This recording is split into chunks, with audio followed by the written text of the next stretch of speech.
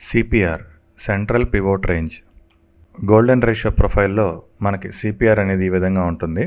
Golden ratio ప్రొఫైల్లో మనకి golden CPR అనే ఆప్షన్ ఉంటుంది. ఈ గోల్డెన్ సిపిఆర్ అనేది చార్ట్ అనేది ఏ టైం ఫ్రేమ్లో పెడితే ఆ టైం ఫ్రేమ్లో ఈ సిపిఆర్ అనేది డైరెక్ట్గా వస్తుంది.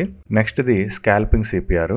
ఈ స్కాల్పింగ్ సిపిఆర్ అనేది కూడా సేమ్ గోల్డెన్ సిపిఆరే, కానీ ఈ సిపిఆర్ని మనకి నచ్చిన టైం ఫ్రేమ్లోకి మనం కన్వర్ట్ చేసుకోవచ్చు. డైలీ సిపిఆర్గా, వీక్లీ సిపిఆర్గా, అవర్లీ సిపిఆర్గా ఇలా ఏ టైం ఫ్రేమ్లో కావాలంటే ఆ టైం ఫ్రేమ్లోకి మనం కన్వర్ట్ చేసుకోవచ్చు. జనరల్గా సిపిఆర్లో ఉండే కాన్సెప్ట్ ఏంటంటే సిపిఆర్ కంటే పైన ఉంటే మార్కెట్ అనేది పాజిటివ్గా ఉంటుంది, అదేవిధంగా సిపిఆర్ కన్నా కింద ఉంటే మార్కెట్ అనేది నెగిటివ్గా ఉంటుంది. అయితే సిపిఆర్ అనేది కూడా మనకు ఒక ఇంపార్టెంట్ లెవెల్ కాబట్టి ఈ లెవెల్ దగ్గర కూడా మనం బ్రేక్అవుట్ ఐడెంటిఫైయర్ ద్వారానే డెసిషన్ తీసుకుంటాం, కానీ జస్ట్ క్యాండిల్స్ ప్రకారం తీసుకోకూడదు.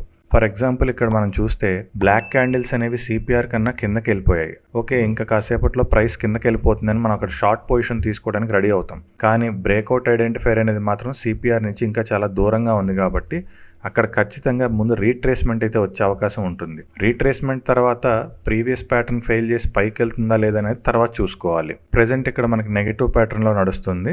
కాసేపటి తర్వాత మనకి ప్రైస్ అనేది రీట్రేస్మెంట్ అయ్యి పాజిటివ్ ప్యాటర్న్ అనేది వచ్చింది.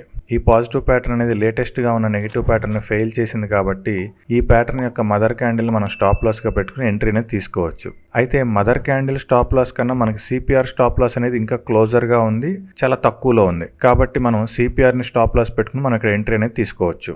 ఈ కేసులో క్యాండిల్స్ అనేవి సిపిఆర్ కన్నా పైన ట్రేడ్ అవుతున్నాయి. సో మనం జనరల్గా బయింగ్ సైడ్ ఎక్స్పెక్ట్ చేసే అవకాశం ఉంటుంది, కానీ బ్రేక్అవుట్ ఐడెంటిఫైర్ తీసుకుంటే సిపిఆర్ కన్నా కిందనే ట్రేడ్ అవుతుంది. కాబట్టి బ్రేక్అవుట్ ఐడెంటిఫైర్ ఇంకా దాన్ని క్రాస్ చేసే లోపు ప్రైస్ మనకి మళ్ళీ రీట్రేస్మెంట్ వస్తుంది. అలానే రీట్రేస్మెంట్ వచ్చిన తర్వాత సిపిఆర్ కన్నా కింద క్లోజ్ అయిపోయింది. ప్రీవియస్ ప్యాటర్న్ ఫెయిల్ అయిపోయి ఫ్రెష్గా మనకి సెల్లింగ్ ప్యాటర్న్ అనేది వచ్చింది. మదర్ క్యాండిల్ సిపిఆర్ రెండు ఒకే చోట ఉన్నాయి కాబట్టి అదే ప్రైస్ని మనం స్టాప్ లాస్గా పెట్టుకుని సెల్లింగ్ సైడ్ పొజిషన్ అనేది తీసుకోవచ్చు.